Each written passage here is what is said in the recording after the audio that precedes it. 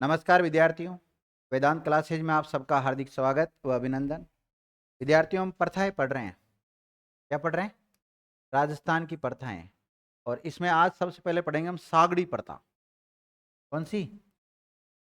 सागड़ी प्रथा। क्या होती है सागड़ी प्रथा? तो हम बेगार प्रथा भी कह सकते हैं। रिंग डालो सब। सागड़ी प्रथा या बेगार प्रथा।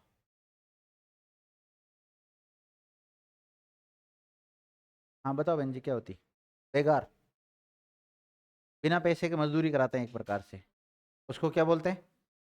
बेगार बोलते हैं, सागड़ी प्रथा कहते हैं।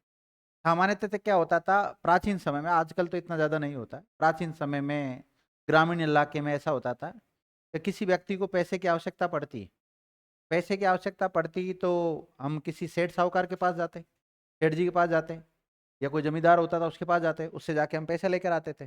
पैसा लिया है, अब पैसा माना कि हम खेती के लिए लेकर आए हैं और अकाल पड़ गया या कोई भी कारण हुआ तो हम नहीं चुका पाए, नहीं चुका पाए तो या तो हमारी ज़मीन जाएगी। ज़मीन नहीं देना चाहते हो तो एक व्यक्ति क्या करते थे, हम उस सेठ जी के पास छोड़ देते थे कि भाई आप ब्याज मत लेना और ये क्या करता रहेगा, काम करता रहेगा। या फिर कई बार क्या होता है कि लास्ट में जाके हमसे जब पैसा नहीं चुकता था तो वो कह देता था भाई अब आपको क्या करना पड़ेगा, यहाँ पर मेरे घर पर काम करना पड़ेगा। तो उसके घर पे काम करते थे। जो अगर घर के भीतर काम कर रहा है तो नौकर चाकर के रूप में काम करना पड़ता था, खेतों में काम करता तो हाली के रूप में काम करता था वो। तो हाली, चाकर, ये सब इसी प्रथा से निकले, बेगार से या सागड़ी से। हाँ, बंधुआ मजदूर जैसा ही है, ये बंधुआ मजदूरी है सिस्टम से। देखो, महाजन पब्लिक पैसे वाले लोगों के द्वारा गरीब लोगों को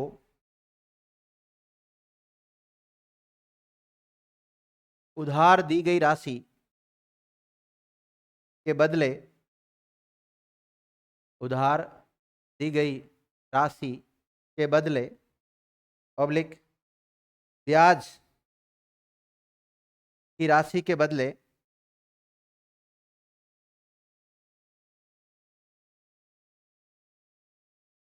ब्याज की राशि के बदले उस व्यक्ति को महाजन के यहाँ घरेलू नौकर के रूप में, घरेलू नौकर के रूप में कार्य करना पड़ता था। और कब तक काम करना पड़ेगा? जब तक वो राशि ना चुका दे। राशि चुके न वो वहां से फ्री हो, कार्य करना पड़ता था जब तक कि वह, जब तक कि वह व्यक्ति उधार ली गई राशि चुका न दे।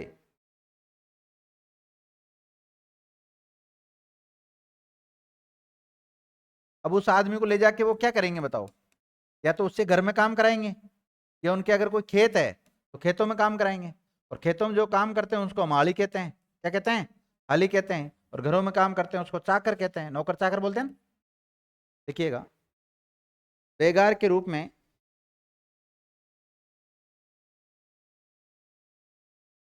खेतों में काम करना हाली प्रथा कहलाता है। क्या कहलाता है? हाली प्रथा कहलाता है। जबकि घरों में काम करना, घरों में काम करना चाकर प्रथा कहलाता है। तो सागड़ी या बेगार से ही ये दोनों प्रथाएं निकली है ना। कौन कौन सी? हाली प्रथा और चाकर प्रथा।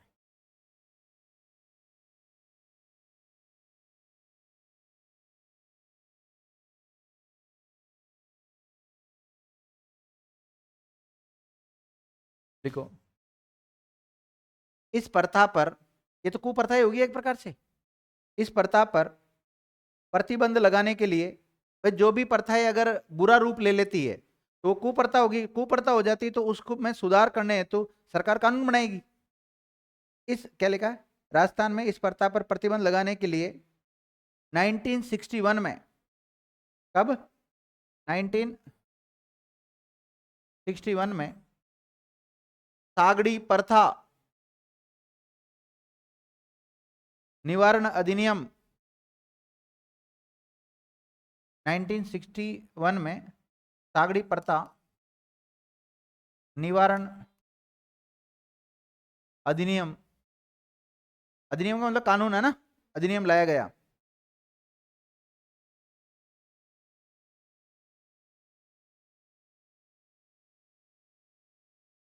तथा बेगार प्रथा पर रोक लगाने के लिए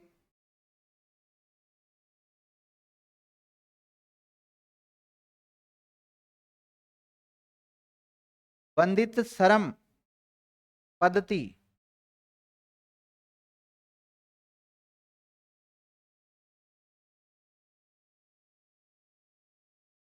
बंदित श्रम पद्धति अधिनियम 1976 लाया गया।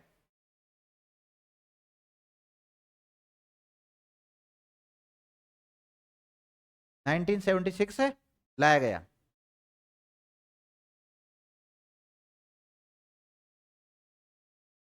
देखो कई रियासती काल में है ना ऐसे भी बेगार ली जाती थी, कोई जरूरी नहीं है कि पैसा दे तो ही आप मतलब अगलों के जाके काम करोगे। कई जैसे कोई राजा महाराजा होते थे, आपको पता है वो ऑर्डर निकाल देता कि पुल बना रहे हैं तो प्रत्येक गांव से 10-10 व्यक्ति डेली आएंगे काम करने के लिए और उनको किसी प्रकार का कोई वेतन वगैरह नहीं दिया जाता था विद्यार्थी।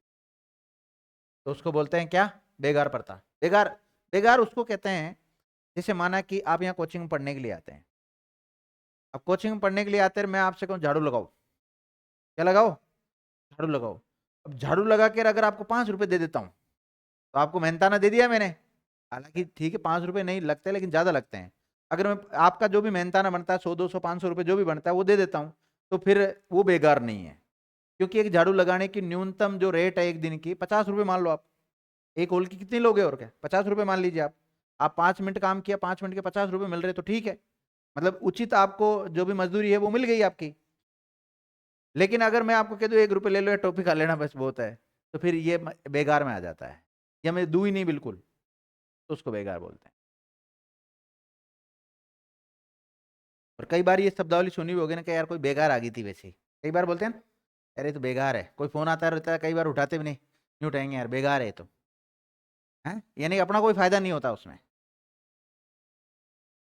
देख लिया। हाँ सागड़ी बेगार एक ही है वैसे तो, पर सागड़ी तो मुख्य रूप से जो पैसे लेते थे ना महाजन से, पहले हम पैसे लेते थे ब्याज नहीं चुका पाते थे, मूलधन राशि नहीं चुका पाते थे, उसके बदले जो काम करते थे उसको सागड़ी प्रथा में आता था। और ये जो बेगार है, बेगार के अंतर्गत ही ये बंधुआ वाला आ जाता है, बंधुआ मजदूर जो होते हैं ना वो आ जाता है इसके अंदर। अब लिखो दास प्रथा,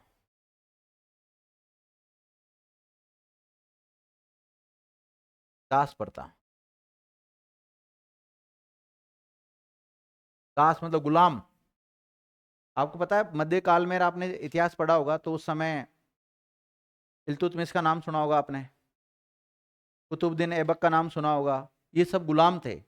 ऐसे व्यक्तियों को बेचा जाता था और खरीदा जाता था। गुलाम प्रथा पहले मध्यकाल में लागू भी थी, ध्यान रखना, लेकिन अभी इसको अवैध माना गया है। लिखो दास प्रथा, देखो इसके अन्य नाम मिलते हैं दास, दासी, गोला, दरोगा, चाकर, चेला। इसके अन्य नाम क्या मिलते हैं, गोला, राजपूतों के नहीं होते थे क्या गोला, रावण राजपूतों में आता है ना गोला, चाकर, दरोगा, इन नामों से भी जाना जाता है इसको।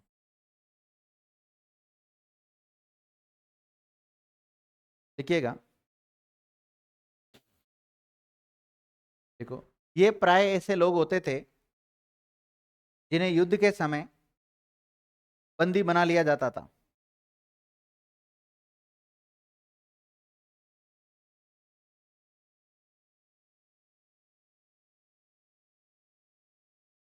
देख लिया क्या लिखा है,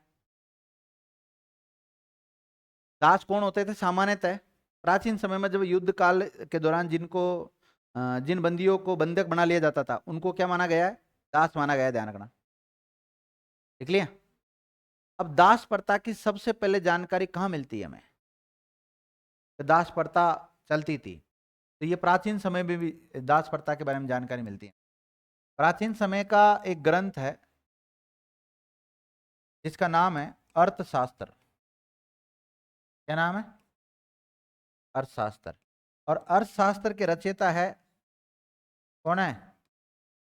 विष्णुगुप्त या फिर कौटिल्य या फिर चाणक्य। चाणक्य का नाम सुना होगा ना, और ये मौर्य काल में था। हाँ, चाणक्य का बेटा है। चाणक्य का बेटा होने की वजह से इसको क्या कहते हैं? चाणक्य। और इस अर्थशास्त्र में इकोनॉमिक्स की जानकारी नहीं मिलती, राजनीति की जानकारी मिलती है और उस समय के क्षेत्र की जानकारी मिलती है अर्थशास्त्र। तो सबसे पहले दास प्रथा के बारे में जो उल्लेख किया गया है वो अर्थशास्त्र में उल्लेख मिल। और अर्थशास्त्र ग्रंथ को या पुस्तक को किसने लिखा है? कौटिल्य ने लिखा है। कौटिल्य का ही दूसरा नाम क्या मिलता है? चाणक्य। और चाणक्य का ही दूसरा नाम क्या मिलता है? विष्णुगुप्त नाम मिलता है। लिखिएगा, दास प्रथा की पहली बार जानकारी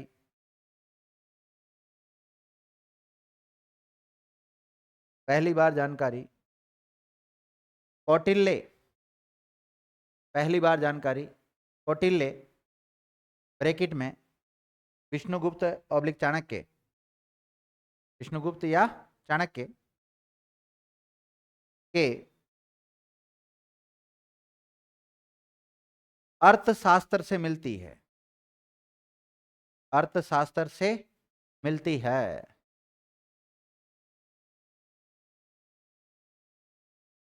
देख लिया? अब देखो, दास प्रथा पर पहली बार रोक किसने लगाई थी? तो मुगल वंश का एक शासक हुआ है जिसका नाम है अकबर। क्या नाम है? तो अकबर ने पहली बार इस पर प्रतिबंध लगाया था। देखिएगा, इस प्रथा पर पहली बार प्रतिबंध मुगल बादशाह अकबर के द्वारा लगाई गई थी।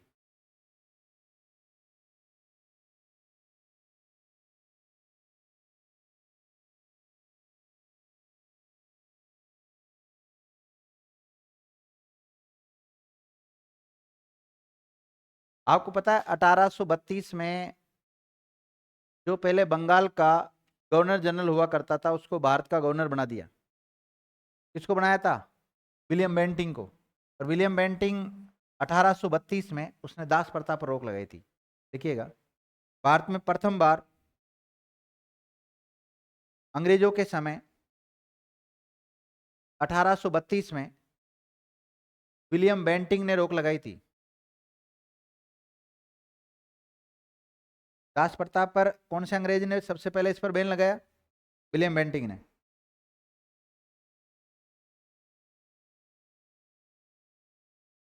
राजस्थान के कौन से क्षेत्र में पहली बार दास प्रथा पर रोक लगी? हाडोती क्षेत्र में 1832 में। देखिएगा, राजस्थान के या राजस्थान में 1832 ईस्वी में। कब? 1832 ईस्वी में हाडोती क्षेत्र में। कहां पर? हाडोती क्षेत्र में कोटा में। हाडोती क्षेत्र में आता है ना, कोटा, बूंदी, बारा, झालावाड़ आते हैं। कोटा में दास प्रथा पर रोक लगाई गई थी।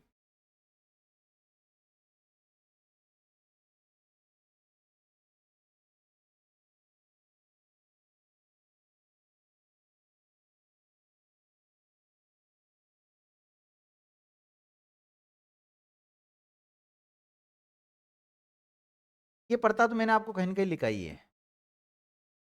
मोताना दिखाई थी ना? क्या होता है? बिना देखे बताओ।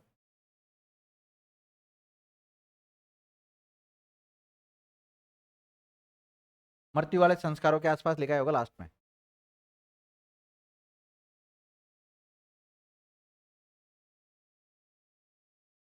जैसे ये मेरा घर है, यहाँ पे किसी व्यक्ति की संदिग्ध रूप से मृत्यु हो जाती है तो वो गांव के पंच पटेल मेरे ऊपर जो आरोप लगा, मतलब जुर्माना राशि लगाते हैं, उसको क्या बोलते हैं? मोताना कहते हैं। और जब मैं मोताना दूंगा तो इस मोताना को बोलते हैं चढ़ोतरा। लिखिएगा,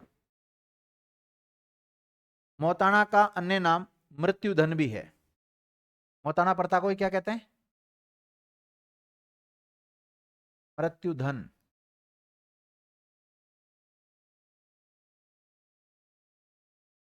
देखो, जनजाति समुदायों में, जनजाति है ना, जैसे मीणा है, भील है, ग्रासिया है, सैरिया है, डामोर है। जनजाति समुदाय में किसी पुरुष पब्लिक महिला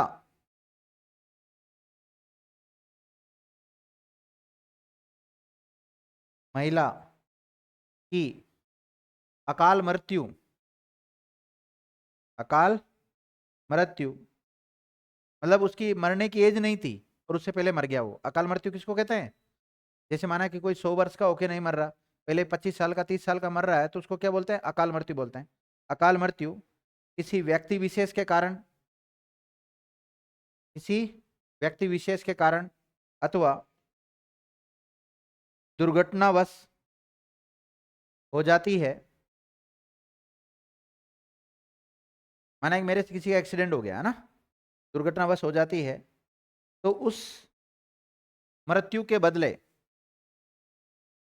तो उस व्यक्ति की मृत्यु के बदले जो रुपया ब्रैकेट में धन मांगा जाता है, धन या कई बार है ना, लोग बाग डेड बॉडी को लेके बैठ जाते हैं धरने पे, आज सामान्य भी बैठते हैं ना कई लोग। क्या लिखा है? धन मांगा जाता है, उसे वह मोताना कहलाता है।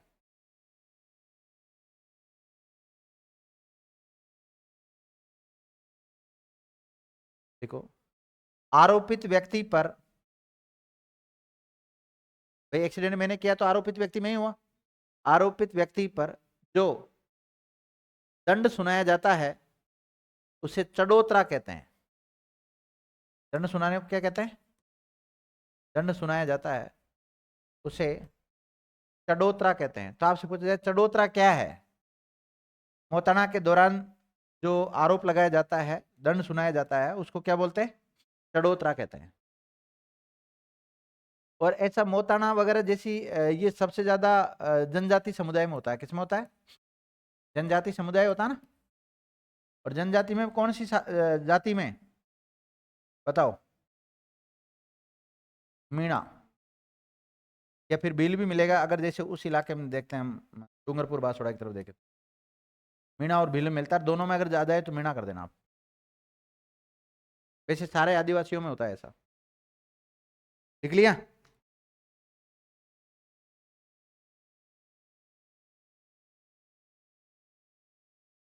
मानव तस्करी,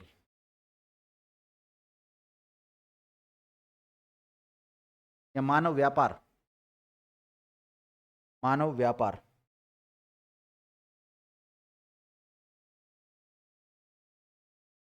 क्या होता है? मानव व्यापार बताओ। हम्म, किसी व्यक्ति को बेच देना, वो क्या कहलाता है? मानव व्यापार कहलाता है एक प्रकार से। तो पहले प्राचीन समय में दासों को खरीदा बेचा जाता था ना, वो सारे इसके अंतर्गत आ जाते हैं। लिखिएगा।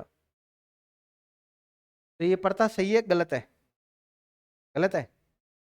लिखिएगा। प्राचीन समय में मुख्य रूप से दास बनाने के लिए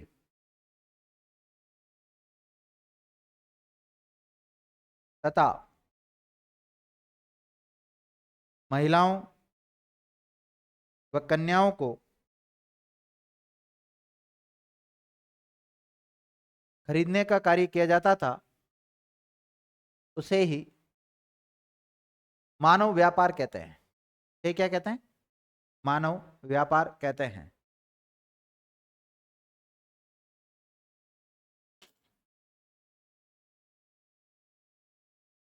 अतः इस कुप्रथा पर रोक लगाने के लिए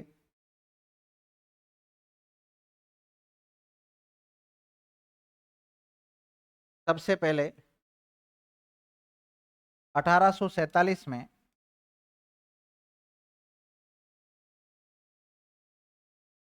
जॉन लुडलो, जॉन लुडलो के द्वारा प्रतिबंध लगाया गया।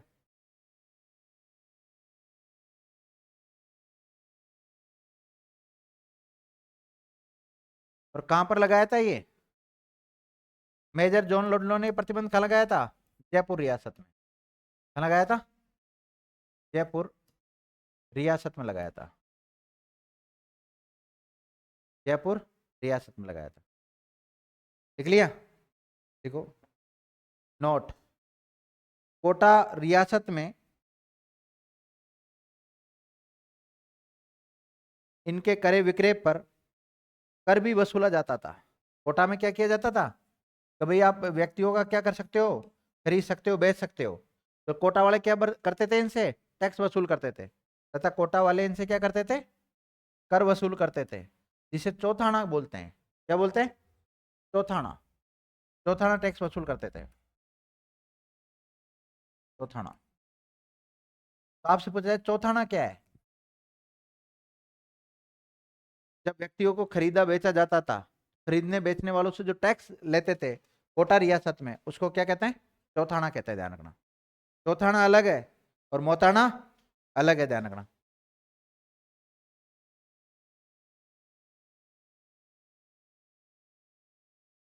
देखो दहेज प्रथा,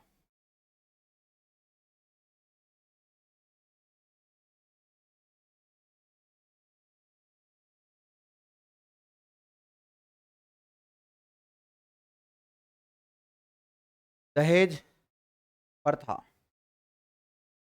किसे कहते हैं? दहेज। हम्म? क्या? शादी में लड़की वालों से जो मांगा जाता है उसको दहेज कहते हैं, और लड़की वाले लड़कों से मांगते जो, वो दहेज नहीं है। मांगते नहीं, मानते हैं कई लोग तो। नहीं सुना?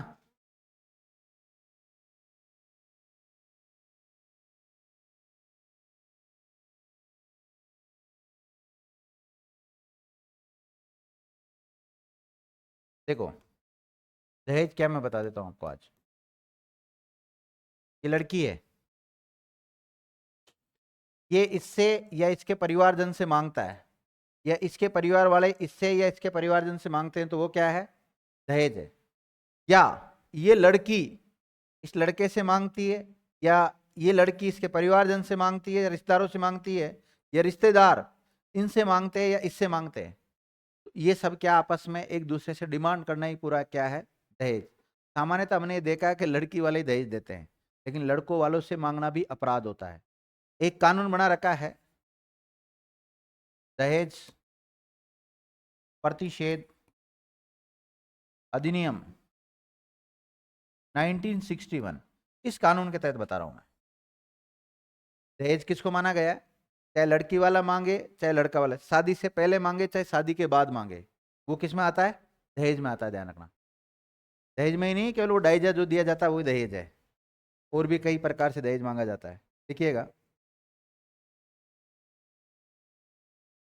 दहेज समाज की एक आवश्यक बुराई है। दहेज बुरी बात है ना, लेना भी बुरी बात है और देना भी बुरी बात है। दहेज लेना भी नहीं चाहिए, देना भी नहीं चाहिए, है? वो सब वो डाइजा होता है, वो दहेज ही कहलाता है। लेकिन वो तो अपनी इच्छा से देते हैं, हमने थोड़ी मांगा है। वो तो अपनी बेटी को खुद दे रहे हैं जानबूझ के। हाँ, लेकिन कई लोग इसको मांगते हैं, भाई हमें ये चाहिए, दाइजे में ये चाहिए, गाड़ी चाहिए।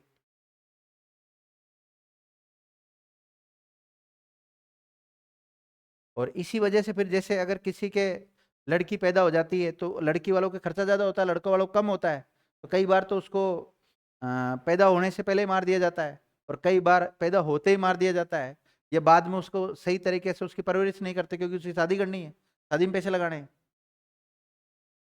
तो ये कुप्रथा है एक प्रकार से। लिखो, इस बुराई को रोकने के लिए, कौन सी बुराई को रोकने के लिए? दहेज प्रथा। इस बुराई को रोकने के लिए दहेज प्रतिषेध अधिनियम 1961 बना हुआ है।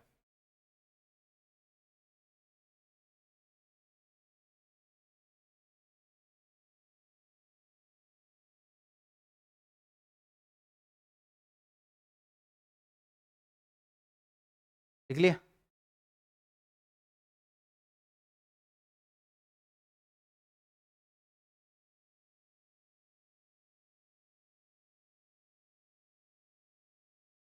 उस गांव का नाम बताओ जो भारत का पहला ऐसा गांव जो दहेज मुक्त बना। बताओ, मतलब उस गांव में बिल्कुल ना तो दहेज देते हैं ना लेते हैं। देखो, भारत का प्रथम दहेज मुक्त ग्राम नीलांबर है। कौन सा है? नीलांबर ग्राम है। अब आपके माइंड में आ रहा होगा कि नीलांबर ग्राम है कहां पर भारत में? तो यह है विद्यार्थियों मलपुर। कहां पर है? ममलपुर। मलपुर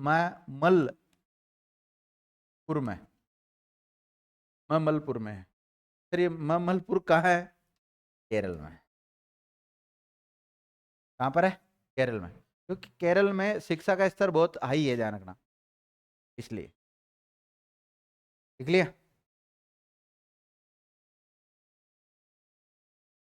देखो, त्याग प्रथा। और अधिक जानकारी के लिए फिर ये एक्ट पढ़ने पड़ेंगे आपको, दहेज प्रतिषेध अधिनियम 1961, है ना।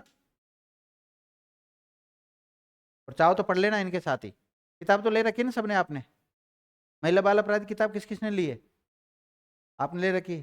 बहन जी आपने? पढ़ लेना, नहीं तो पीडीएफ मांग लेना फिर मेरे से। पढ़ना चाहो तो डी, बाकी इतना कोई जरूर नहीं है। बाकी ये जो है ना महिलाओं से रिलेटेड कानून है, ये तो पढ़ लेना चाहिए आपको, सभी महिलाओं को मुख्य रूप से, और पुरुषों को भी पढ़ लेना चाहिए ताकि ऐसा अपराध ना करो।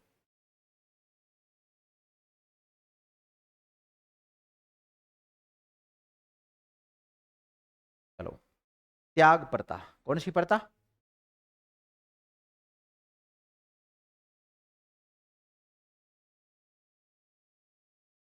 अब बताओ, चाहे तो हम मतलब इसी इन्हीं प्रथाओं के साथ ये कानून पढ़ा सकते हैं आपको सारे, पढ़ा सकते हैं। लोग कहते हैं सर हमारे तो सिलेबस में ही नहीं है। और दहेज प्रतिषेध अधिनियम का कोई बात पूछी जा सकती है यहाँ पर प्रथाओं में? वो तो चलो मैं अलग से पढ़ाऊंगा, इसलिए ज्यादा दिमाग नहीं लगा रहा हूँ यहाँ पर। त्याग प्रथा किसे कहते हैं बताओ?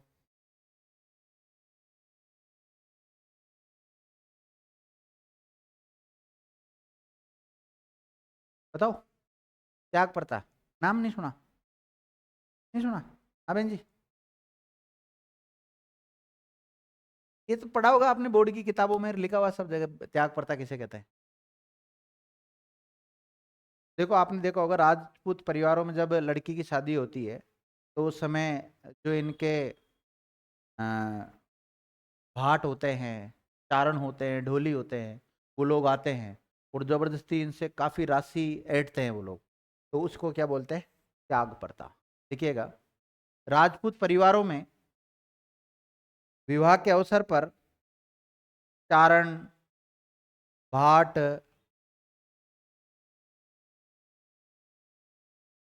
अगले के देने की हैसियत ही नहीं थी, फिर ही मांगते हैं। ढोली इत्यादि दृढ़ पूर्वक, वो कहते हैं 1 लाख रुपए लेंगे, है ही नहीं तो कहां से देवा, दृढ़ पूर्वक दान दक्षिणा की मांग करते हैं, जिसे ही त्याग प्रथा कहते हैं।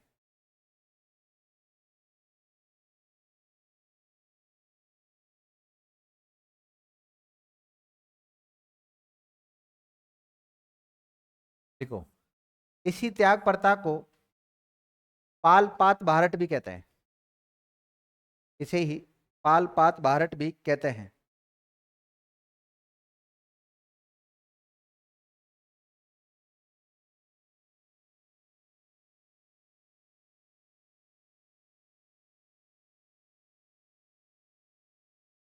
लिख लिया? लिखिएगा। अब लड़की के विवाह हो रहा है, खर्चा तो वैसे राजपूतों में आपको पता, लड़कियों की शादी करते तो काफी खर्चा आ जाता है, और उसके बाद में ये लोग और आ जाते हैं, इनको और देना पड़ता है। तो फिर उस लड़की के जो पिता होते हैं उसके ऊपर काफी भार बढ़ जाता है। तो ऐसी स्थिति में जब भी कोई लड़की की होने की संभावना होती है, या तो पहले ही मार देते हैं उसको, या पहले ही, या पैदा होने के बाद मार देते। यानी कि हम ये कह सकते हैं इस त्याग प्रथा की वजह से कन्यावध को बढ़ावा मिला। मिला कि नहीं मिला? यस या नो? तो कन्यावध को बढ़ावा मिलेगा तो लिंगानुपात में भी अंतर आएगा। तो कहीं ना कहीं ये कुप्रथा थी। देखिएगा, ये प्रथा कन्यावध के लिए उत्तरदायी थी। और आपने कई प्राचीन नाटक वगैरह देखे होंगे, उसमें कुछ समाज में जब कन्या का जन्म हो जाता था तो उसे कुछ नशीला पदार्थ खिला दिया जाता था, और जो जापा होता है उसमें ही उसकी मौत हो जाती थी उस कन्या की। होती थी ना, कई बार देखा होगा, नाटक वाटक में दिखाया होगा कहीं ना कहीं, ऐसे वास्तव में नहीं देखा होगा तो। कहते हैं कि उसको वो जो दाई होती है ना, दाई, वो बड़ी मतलब क्या बोल सकते हो, कठोर हृदय की होती थी। वो तो कुछ न कुछ खिला देती थी उस बच्ची को, छोटी सी गुड़िया होती है ना जो जन्म लेते ही। और कई बार माँ भी, जैसे लड़कियां कोई गलती कर देती तो माँ भी डायलॉग मारती है, मुझे क्या पता, होते ही मरवा मार देती। बोलते हैं ना कई बार ऐसे, होती कोई जहर दे देती। तो लड़कियां जब गलती करती तब माँ बोलती, वैसे सामान्यतः नहीं बोलती। बोलती होगी ना कई बार, मम्मी बोलती ही नहीं क्या, नहीं बोलती? सुना भी नहीं क्या कोई ऐसा? नहीं सुना, कभी नहीं सुना? हाँ बहन जी, कभी नहीं सुना ऐसा? ये डायलॉग कभी नहीं सुना आपने किसी का भी? उसने सुन रखा है और तुमने नहीं सुना? गलती करो जब पता लगेगा, और गलती करना मत। ठीक है, कोई बात नहीं। लिखो 1841 में, अब इस पे रोक लगाने का काम करेंगे ना। 1841 में जोधपुर के शासक महाराजा मानसिंह, जोधपुर के शासक महाराजा मानसिंह, ये वो भीम सिंह का भाई है ना, मानसिंह ने इस प्रथा पर नियंत्रण करने के लिए कुछ नियम बनाए थे।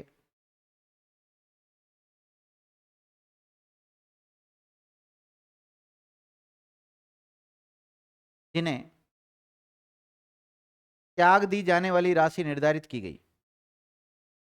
कुछ नियम बनाए जिसमें त्याग दी जाने वाली राशि निर्धारित की। भाई उन्होंने कहा कि भाई अब आप क्या करते हो, अगले की हैसियत ही नहीं है, आप जबरदस्ती उससे लाख 2 लाख 5-10 लाख रुपए मांग रहे हो, तो गलत है ये तो।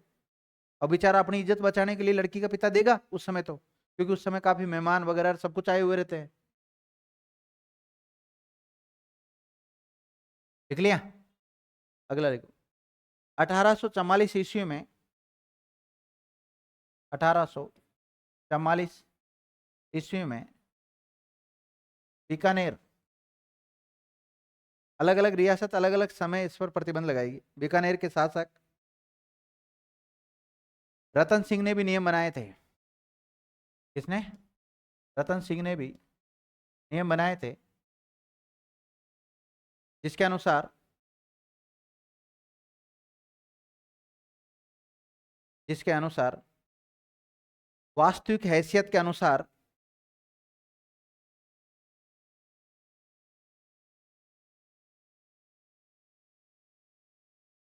वास्तविक हैसियत के अनुसार ही विवाह में खर्च करेगा।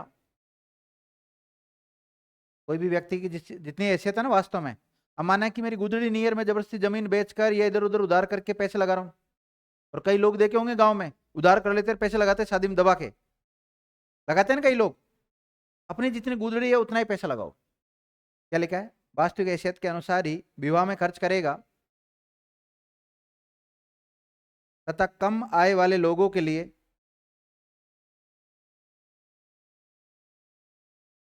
कम आय वाले लोगों के लिए त्याग प्रथा हेतु 10 रुपए निर्धारित किए। कितने मिलेंगे चारणों को? 10 रुपए दे दो। नियम क्या बना रखा है? 10 रुपए का, तो उससे ज्यादा भार भी नहीं पड़ेगा उस समय। और उस समय 10 रुपए बहुत बड़ी बात थी। आज के 10 रुपए नहीं है, 1844 की बात है, हैं? अब के 10 रुपए नहीं है, उस समय के 10 रुपए थे वो। हाँ,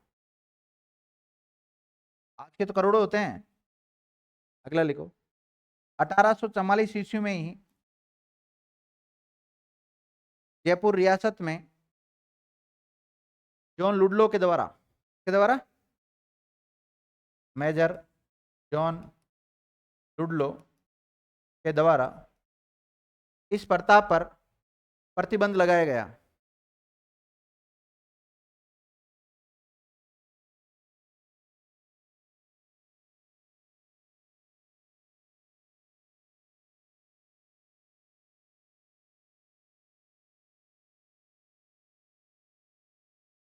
लिख लिया।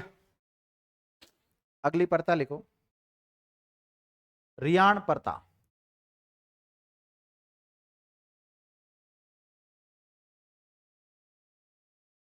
नहीं सुना ना इनका नाम आपने? हाँ भाई, रियाण परता का नाम सुना? रियाण परता देखो, मारवाड़ में रियाण का अर्थ, मारवाड़ में रियाण का अर्थ सभा होता है। क्या होता है? सभा होता है। तथा इस सभा में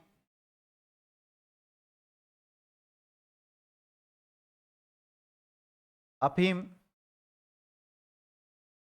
गालना, अफीम गालना और एक दूसरे को प्रदान करने की प्रथा है। कुल मिला के इसमें अफीम खिलाई जाती है तथा एक दूसरे को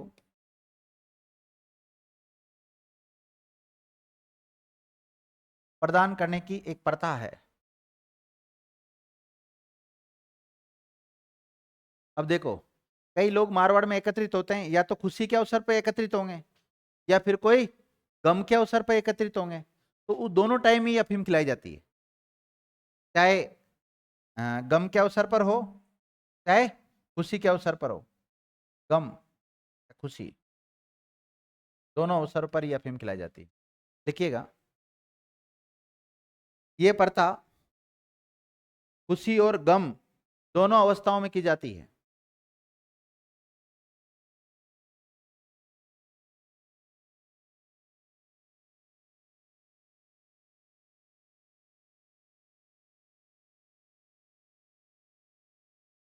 यूं हथेली से अफीम पिलाते हैं, ध्यान रखना।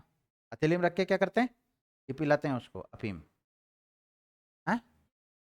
आप पुरुषों के लिए देखिएगा, खटल, ये शब्दावली है, ज्यादा टेंशन मत लेना।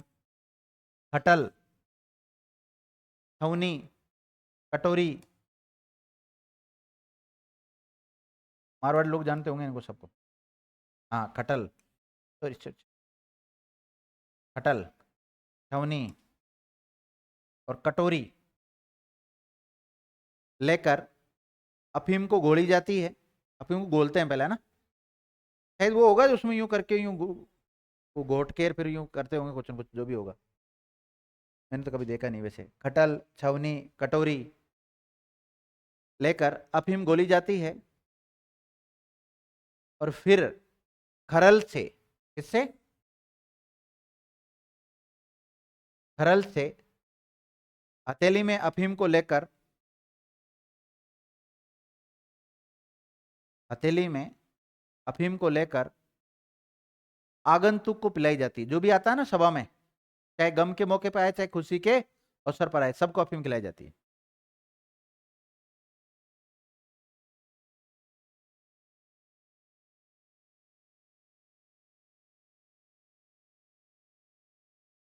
इसे स्थानीय भाषा में अम्ल या केसर और मैक कहते हैं।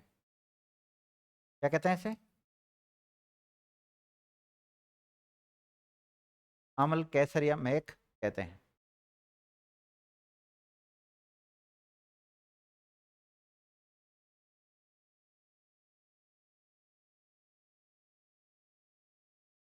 लिख लिया?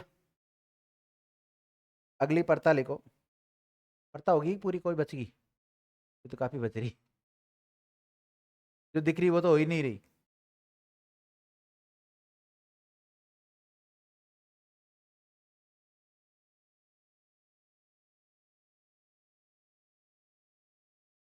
दापा परता, दापा परता देखो, ये परता मुख्यतः जनजाति समुदाय में देखने को मिलती है। इसमें जनजाति समुदाय में देखने को मिलती है। और दापा प्रथा सर्वाधिक ग्रासियों में प्रचलित है। ग्रासीय जनजाति होती है ना, ग्रासियों, ग्रासियों में प्रचलित है, ग्रासियों में प्रचलित है। क्या होता है दापा प्रथा? कल्चर पढ़ रखी है ना आपने? दापा प्रथा क्या है? देखो, ग्रासीय जनजाति का कोई व्यक्ति, माना कि ये लड़का इस लड़की को भगा के लेकर आ गया, भगा के लेके आ गया, तो इसके घर वाले केस करेंगे कि नहीं करेंगे इसके खिलाफ? करेंगे ना। तो घर वाले केस नहीं करते, इस तक पहुंचते हैं कि भाई तुम हमारी लड़की को लेके आ गया, तो अब हमें ये लोग धनराशि देते हैं। फिर क्या देता है? धनराशि दे देता है। किसको? इन लड़की के घर वालों को। तो उससे क्या कहते हैं? दापा प्रथा कहते हैं। देखिएगा, इस प्रथा में भगाकर लाई हुई युवती को पुरुष के द्वारा वधु मूल्य चुकाकर विवाह कर लिया जाता है। ये वधु मूल्य का मतलब वही है, जैसे कई लोग बिहार से लेके आते हैं लुगाई, वो वाला सिस्टम है। राजस्थान वालों की कंडीशन ये है कि राजस्थान में तो शादियां हो नहीं रही उनकी, तो वो बिहार से ला रहे हैं शादी करके। अभी बीच में ऐसा हुआ था कि राजस्थान के कुछ लोग बिहार गए थे शादी करने के लिए, लड़की खरीदने के लिए गए थे। गांव वालों को पता लग गया कि राजस्थान से आए हैं और लड़की खरीदने के लिए आए हैं, तो उनसे पैसे भी ले लिया आराम से पहले तो, और फिर ठोका उनको बुरी तरह, राजस्थान वालों को। हैं? हाँ, और ये ध्यान रखना, ऐसी बिहारन जो लेके आते हैं ना, ये फिर भाग भी जाती है रातों रात ही, मर्डर करके भी जा सकती है, पैसे भी लेके जा सकती है, घर को भी साफ करके जा सकती है, और बच्चे होने के बाद भी जा सकती है। ऐसा नहीं है कि बच्चे होने के बाद में नहीं जा सकती, बाद में भी जा सकती है। लिख लिया?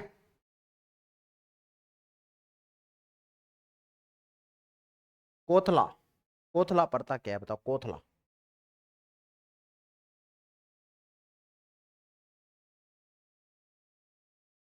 क्या है? कोथला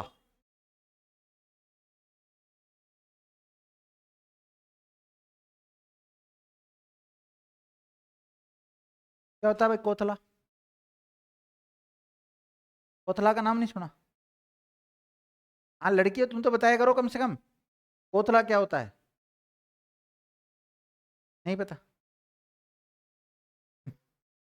लिखो। कोथले की रिवाज के अनुसार बेटी का पिता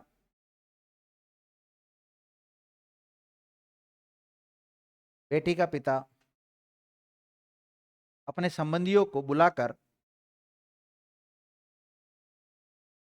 अपने संबंधियों को बुलाकर अपनी बेटी और जवाई को आभूषण, कपड़े लत्ते तथा रुपया, रुपया पैसे देते हैं ना, तथा रुपये थाली में रखकर देता है, उसे कोथला कहते हैं।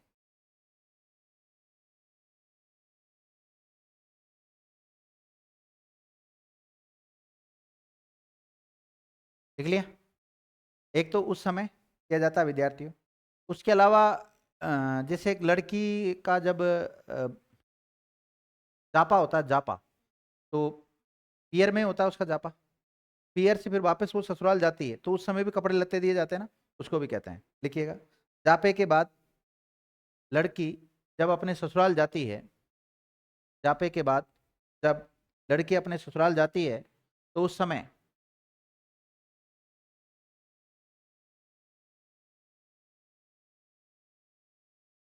भी उसके लिए लड़की को कपड़े देते कि नहीं देते? उसके लिए तथा उसके पति व अन्य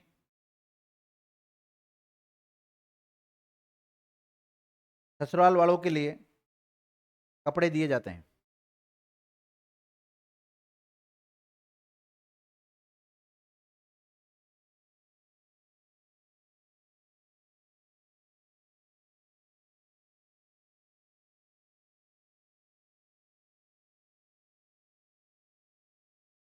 देखो, संलेखना पद्धति या संलेखना प्रथा, संलेखना,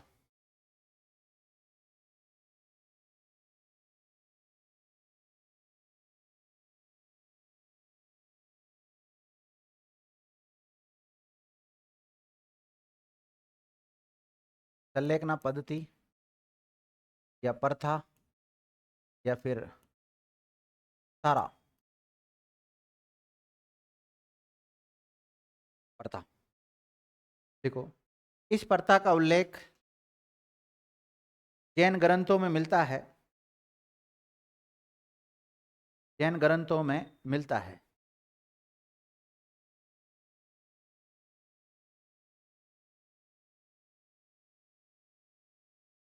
अब इसमें क्या होता है विद्यार्थियों, जो साधु संत या कोई गृहस्थ व्यक्ति जो होता है, वो खाना पीना छोड़ देता है। ना तो वो अन्न खाता है, ना वो जल ग्रहण करता है। अब जब कोई व्यक्ति खाएगा पिएगा नहीं तो स्वतः ही मर जाएगा वो तो उसको बोलते हैं संतारा प्रथा। लिखो, इस प्रथा के तहत अन्न जल का त्याग कर दिया जाता है। पानी मत पियो आप तो मरना तय है। अन्न नहीं खाओगे तो भी काफी समय तक जी सकते हो आप, लेकिन जल नहीं पियोगे तो बहुत जल्दी मर जाओगे आप। अन्न जल त्याग दिया जाता है। तो ये तो एक प्रकार से आत्महत्या ही होगी ये, लेकिन इसको सुप्रीम कोर्ट ने आत्महत्या नहीं माना। नोट, हाँ, संतारा प्रथा आत्महत्या नहीं है।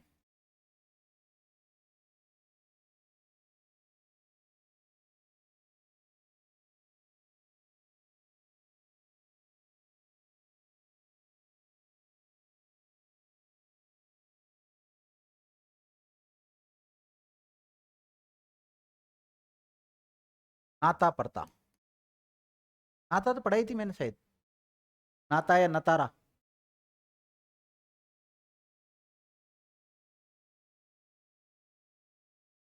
क्या होता है नाता या नतारा?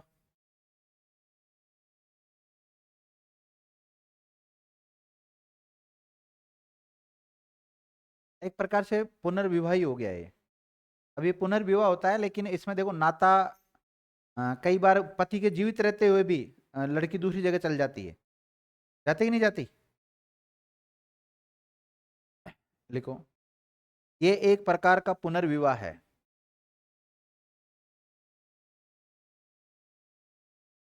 फिर वो झगड़े की राशि भी देनी पड़ती है अगला जो लेके जाता है उसको।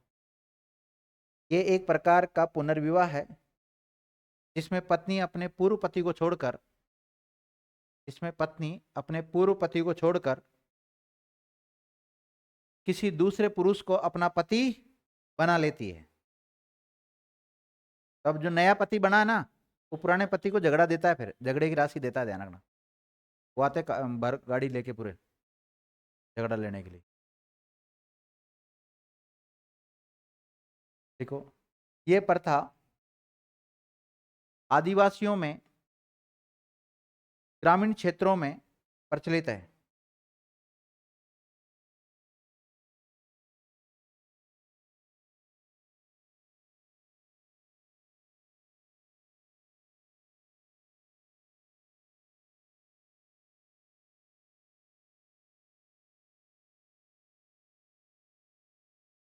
देखो, कुकड़ी की रस्म, अगली प्रथा लिखो, कुकड़ी की रस्म।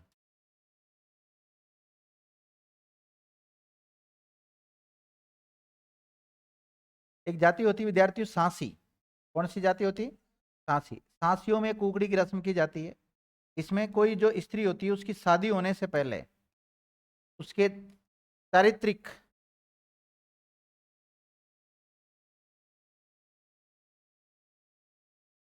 चरित्र से संबंधित परीक्षा देनी होती है। चारित्रिक परीक्षा दी जाती है। देखिएगा, ये प्रथा आदिवासियों में प्रचलित है,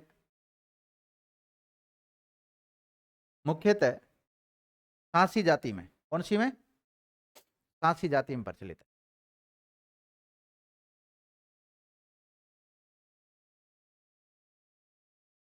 सांसी जाति में प्रचलित है। देखो, इस प्रथा के तहत शादी होने से पहले युवती को अपने चारित्रिक पवित्रता की परीक्षा देनी होती है। चारित्रिक पवित्रता की परीक्षा देनी होती है।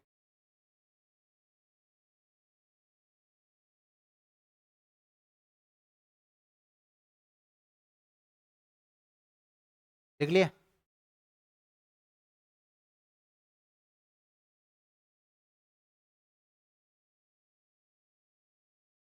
देखो डावरिया प्रथा, कौन सी प्रथा? डावरिया प्रथा। क्या होती है डावरिया प्रथा?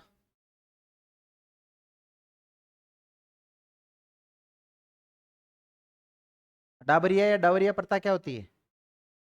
भारमली कौन थी? एक दासी थी। रणबल को मारा कि नहीं मारा? डाबरिया प्रथा के तहत ही तो मारवाड़ से कहाँ गई थी वो? मेवाड़ गई थी। क्या होता है आप बताओ? मतलब रियासती काल में जब शादी होती थी लड़की की, तो लड़की के साथ कुछ कन्याओं को उसके साथ भेजा जाता था, उनको उस प्रथा को क्या कहते हैं? डाबरिया प्रथा कहते हैं। देखिएगा, रियासती काल में राजा महाराजा और जागीरदार, पैसे वाले हैं ना ये सब, और जागीरदार जब भी अपनी लड़की की शादी करते थे, अपनी लड़की की शादी करते थे,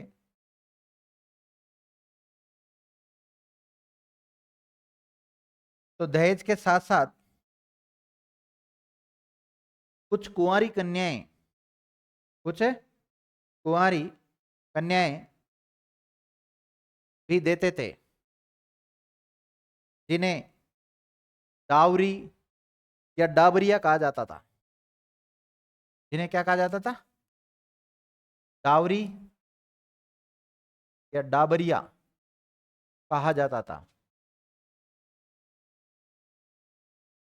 अब ध्यान देना, ये राजा की बेटी है, इसकी शादी दूसरी रियासत में हो रही है, तो इसके साथ ये कुछ लड़कियां भी जाएगी, और आगे जिस रियासत में जाएगी तो वहां का जो जनाना महल होगा, कौन सा महल होगा? जनाना महल होगा। उस जनाना महल में रहेगी कि नहीं रहेगी ये? तो एक प्रकार से वहां दासी बन के रहेगी ये।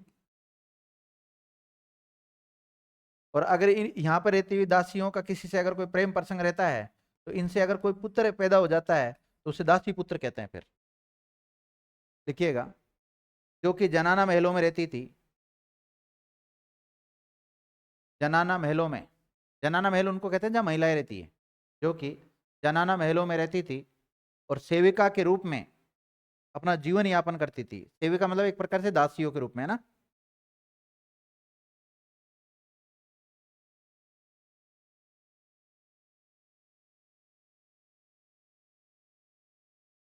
देख लिया विद्यार्थियों? लिखो डाकन प्रथा।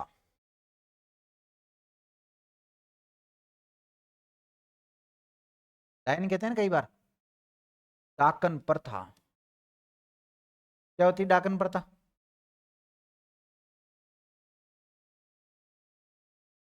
बोलो। अभी भी आपने अखबार में पढ़ा होगा 2-4 दिन पहले, किसी परिवार पर डायन होने का संदेह के कारण उस परिवार के 4-5 लोगों को मार दिया गांव वालों ने मिलकर। एक प्रकार से भूत चुड़ैल जो होती है ना, उनके जैसी ये तांत्रिक क्रियाएं करती बताइए, उनको कहते हैं डाकन प्रथा। लेकिन ऐसा वास्तव में कुछ भी नहीं होता है, केवल गांव की लोगों की धारणाएं होती है।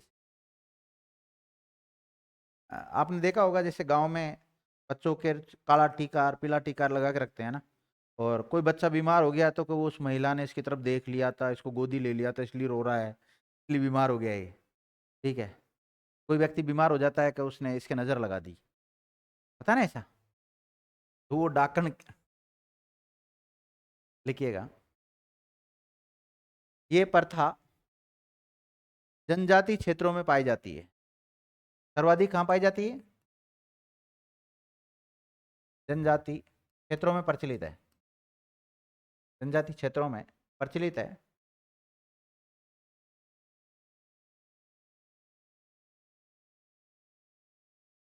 लिखिएगा, इसमें महिला पर अत्यधिक अत्याचार होता है। इस पर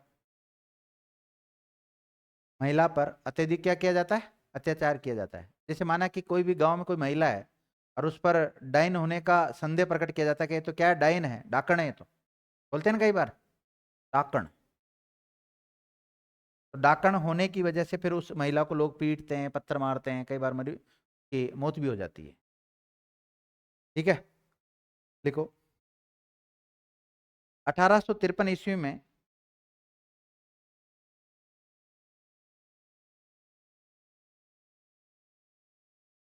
1853 में एमबीसी के एक सिपाही ने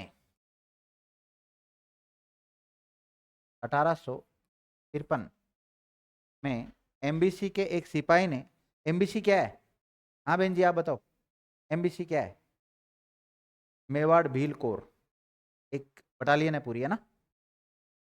एमबीसी क्या है? मेवाड़ भील कोर। एक सिपाही ने डायन के संदेह में, डायन के संदेह में एक महिला को मार दिया था।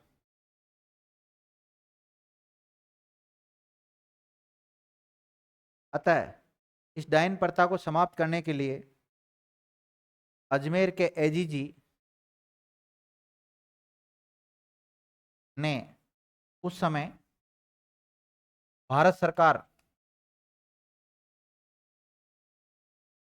को इस प्रथा पर रोक लगाने हेतु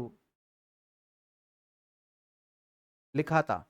मतलब उस समय के जो एजेंट टू गवर्नर जनरल थे, उन्होंने विद्यार्थियों को लिखा था कि ये जो राजस्थान में एक प्रथा चल रही है जिसका नाम क्या है? डाकन प्रथा, जो कि एक कुप्रथा है, जिससे कई बार लोग जैसे किसी महिला पर डाकन होने का शंका जताते हैं और उसको क्या करते हैं? मार तक देते हैं उससे।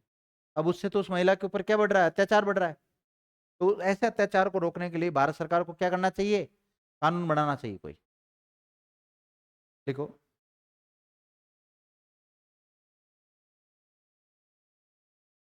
उदयपुर के शासक महाराणा स्वरूप सिंह ने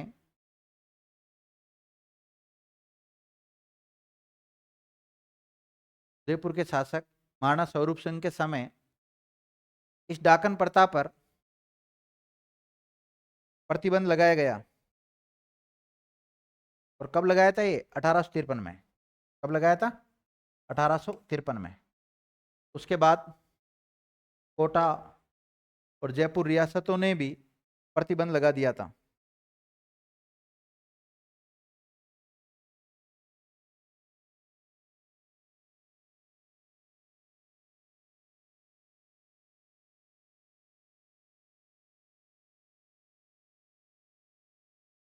देख लिया?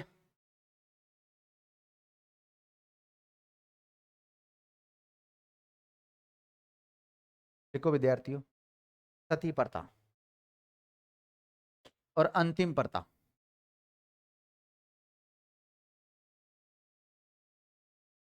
देखो, इस प्रथा के अन्य नाम लिखो।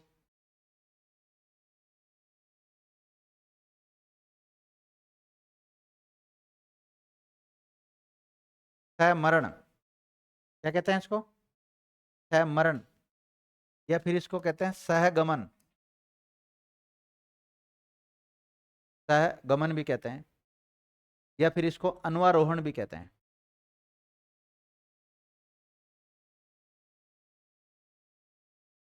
अन्वारोहण भी कहते हैं। ये सारे नाम किसके हैं विद्यार्थियों? सती प्रथा के हैं। सारे नाम किसके हैं? सती प्रथा। आपने देखा होगा किसी व्यक्ति की मृत्यु हो जाती है तो उसके साथ उसकी जो पत्नी है वो सती हो जाती है, उसको क्या बोलते हैं? सती प्रथा कहते हैं। जानते हैं इतना तो आप? देखो, सबसे पहले आप लिखो इसमें अनुमरण। अनुमरण तो लिखा है मैंने, एक पॉइंट डालो इसमें छोटा सा, अनुमरण। अनुमरण,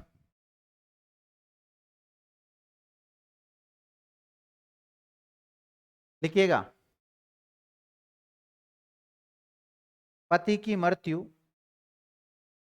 कहीं अन्यत्र होने पर वहां उसका दाह संस्कार कर दिया जाए तो उसकी विधवा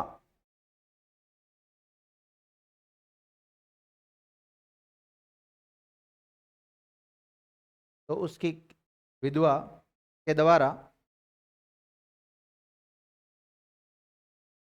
उसकी किसी चिन्ह के साथ, उसके पति का कोई चिन्ह है ना, उसके पति के किसी चिन्ह के साथ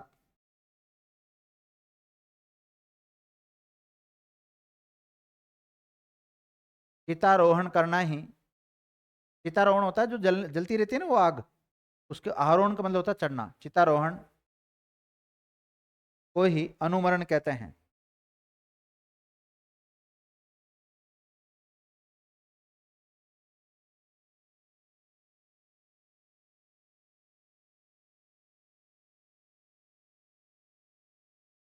देख लिया। तो अनुमरण क्या है? माना कि कोई व्यक्ति है, वो जयपुर का रहने वाला है। कहाँ का है? जयपुर का रहने वाला है। तो उसकी जो पत्नी है वो भी कहाँ पे रहती है? जयपुर में रहती है, उसके घर पे। और उसका पति गया हुआ था विदेश, अमेरिका गया हुआ था। कहाँ गया हुआ था? अमेरिका गया हुआ था। और अमेरिका में क्या हो जाती है? उसकी मृत्यु हो जाती है। तो उसका दाह संस्कार कहाँ करेंगे? अमेरिका में कर दिया जाता है। तो पहले सामान्यतः चिता में क्या होता था, एक तरफ उस लेडीज को बिठा देते थे एक चिता में, और एक में जो जिस व्यक्ति की मृत्यु हुई उसको बिठा देते थे। एक साथ दोनों को जला दिया जाता था। लेकिन अब इसकी डेड बॉडी को तो कहाँ आग लगाई, कहाँ पे चिता में जलाया है? अमेरिका में। और इसकी पत्नी कहाँ बैठी है? जयपुर में। तो ये वहां नहीं जा सकती, वो वहां नहीं आ सकता, कहने का मतलब कुछ परिस्थिति ऐसी है। तो ऐसी स्थिति में इसकी एक केप या इसका एक कुछ भी लॉकेट हो सकता है, कुछ भी इसकी जो पहचान होती है, इसके द्वारा कोई गिफ्ट दिया था इसको, तो उस पहचान के साथ ये जयपुर में सती हो जाएगी। उसको क्या बोलते हैं? अनुमरण। देखो पहले इच्छा से होती थी शुरुआत में, जब सती प्रथा चलता था सिस्टम, जब खुद की इच्छा से होती थी। लेकिन उसके बाद में महिला की इच्छा नहीं होने के बाद में भी उसको जबरदस्ती समाज के द्वारा बैठा के जला दिया जाता। एक प्रकार से तो हत्या होने लगी, और इसीलिए इस पर बाद में प्रतिबंध लगाया गया। कुप्रथा है ये भी। एक विद्यार्थियों माँ सती होती है। क्या होती है? माँ सती। अब ऐसे सामान्यतः हम माँ सती उसको ही कहते हैं जो सती माता होती है उसको, मतलब जो महिला सती हो गई उसको ही हम सती माता कहते हैं। वो माँ सती नहीं है, वो सती माता है। माँ सती अलग है, सती माता अलग है। सती माता किसको कहते हैं? कोई भी स्त्री जो अपनी पति की मृत्यु के उपरांत जो सती हुई है उसको क्या बोलते हैं? सती माता कह सकते हैं। ठीक है। लेकिन माँ सती कौन होती है? पुत्र की डेथ होगी, और पुत्र की डेथ होने के बाद पुत्र के साथ जो सती होती है उसको क्या बोलते हैं? माँ सती कहते हैं। लिखिएगा, माँ सती। मृत पुत्र के साथ सती होना, मृत पुत्र के साथ सती होने वाली माताएं माँ सती कहलाती है।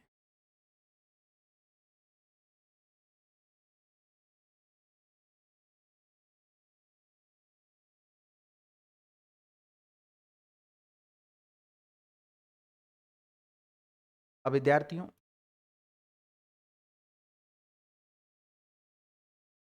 एक मुस्लिम शासक था जिसका नाम था, दिल्ली सल्तनत का शासक था, मोहम्मद तुगलक। फिरोज शाह तुगलक, मोहम्मद शाह तुगलक का नाम सुना होगा ना? तो मोहम्मद तुगलक के द्वारा इस सती प्रथा पर सबसे पहले प्रतिबंध लगाया गया था। देखो, इस प्रथा पर सबसे पहले मुस्लिम शासक मोहम्मद तुगलक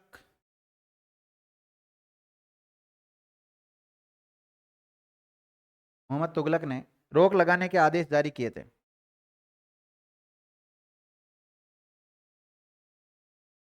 तो सबसे पहले आदेश जारी किसने किए थे भाई? मोहम्मद तुगलक ने।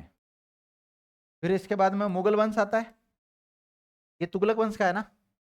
एक मुगल वंश आता है। मुगल वंश का एक शासक होता है जिसका नाम है अकबर। क्या नाम है? अकबर। अकबर ने भी इस सती प्रथा पर रोक लगाने की कोशिश की, लेकिन उसका प्रयास क्या रहा? असफल रहा। देखो, मुगल वंश के शासक अकबर ने भी मुगल वंश के शासक अकबर ने भी इस प्रथा पर रोक लगाने का असफल प्रयास किया।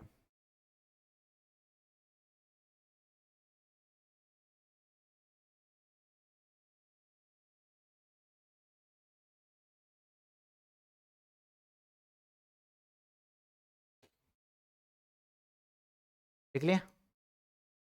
देखो, सती होने का प्रथम साक्ष्य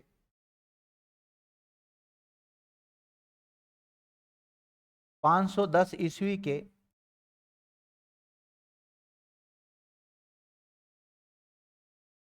510 ईस्वी के एरण अभिलेख में मिलता है।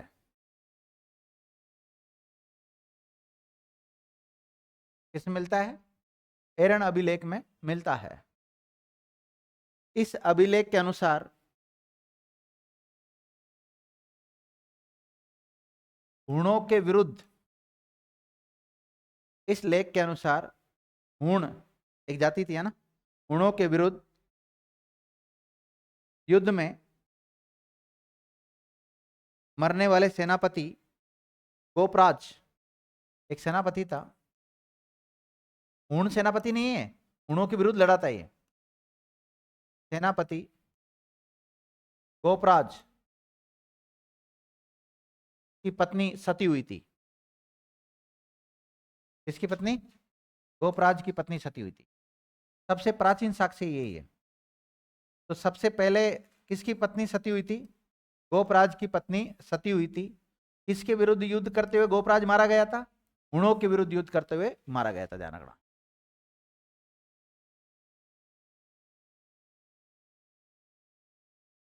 लिखो, घटियाला शिलालेख के अनुसार, कौन सा? घटियाला शिलालेख, एक शिलालेख है जिसका नाम क्या है? घटियाला शिलालेख फलोदी, पहले जोधपुर में आता था ये। घटियाला शिलालेख के अनुसार सेनापति राणुका, सेनापति राणुका की मृत्यु के बाद उसकी पत्नी संपत देवी, कौन? संपत देवी सती हुई थी।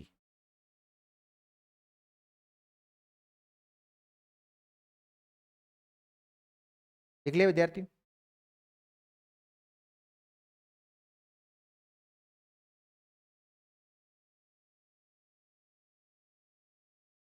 अब देखो, ये जो सती प्रथा है ना, इसको 1822 में बूंदी में प्रतिबंधित कर दिया। देखो, इस सती प्रथा को बूंदी में 1822 में गैर कानूनी घोषित कर दिया। अलग अलग रियासत अलग अलग समय गैर कानूनी घोषित करेगी इसको।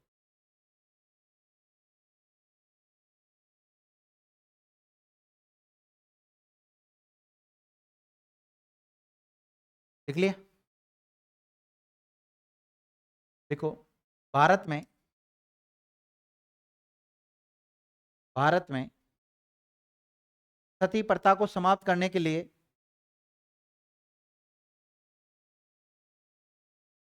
एक समाज सुधारक जिनका नाम है राजा राम मोहन राय, राजा राम मोहन राय, क्या लिखा है? भारत में सती प्रथा को समाप्त करने के लिए राजा राम मोहन राय के प्रयासों से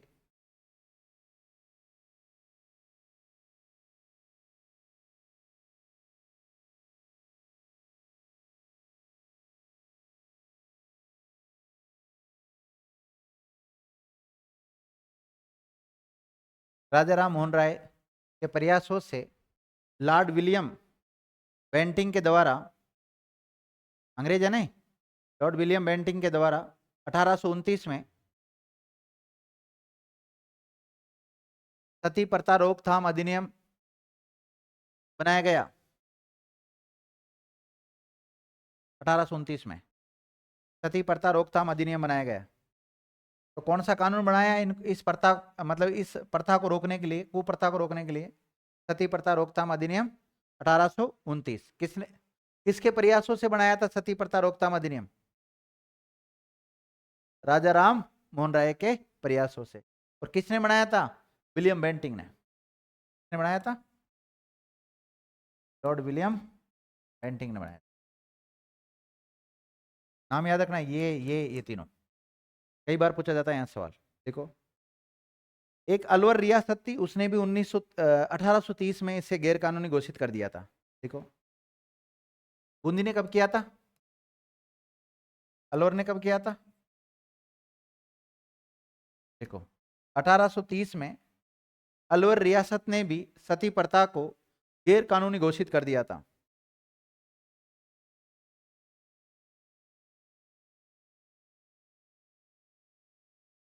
देख लिया? आपको पता है जयपुर में एक व्यक्ति बैठा जिसका नाम जॉन लुडलो, क्या नाम है? जॉन लुडलो, अंग्रेज है जॉन लुडलो। इसने भी जयपुर में क्या कर दिया, इसको प्रतिबंधित कर दिया। देखो 1844 में जॉन लुडलो ने सती प्रथा पर प्रतिबंध लगा दिया था।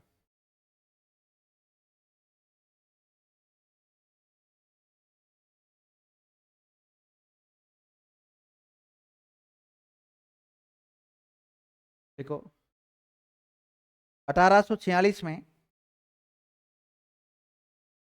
दलपत सिंह के शासनकाल में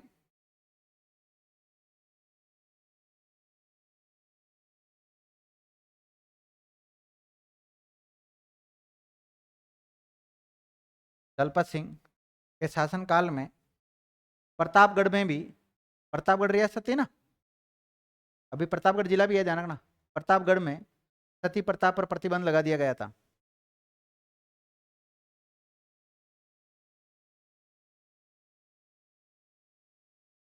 लिख लिया?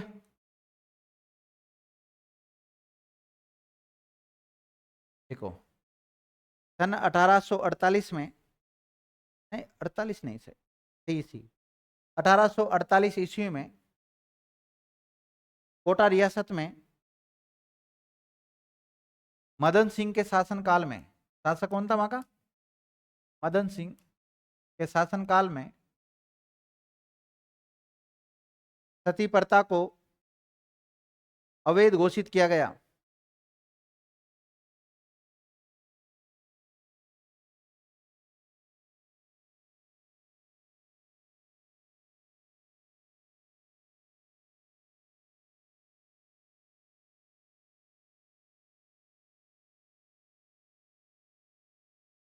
लिख लिया? अगला लिखो 1848 ईस्वी में, 1848 ईस्वी में मदन सिंह के शासनकाल में, ये तो हो गया ना। 1848 में तख्त सिंह के शासनकाल में, किसके शासनकाल में? तख्त सिंह। अब तख्त सिंह कहाँ का शासक था? जोधपुर। तख्त सिंह के शासनकाल में जोधपुर में सती प्रथा को अवैध घोषित कर दिया गया।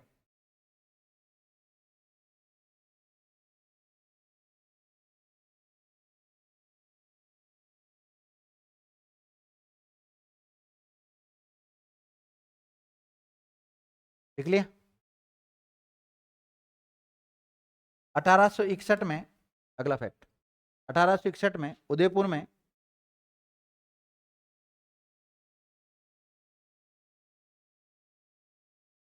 स्वरूप सिंह के समय, स्वरूप सिंह के समय इसे गैर कानूनी घोषित कर दिया गया।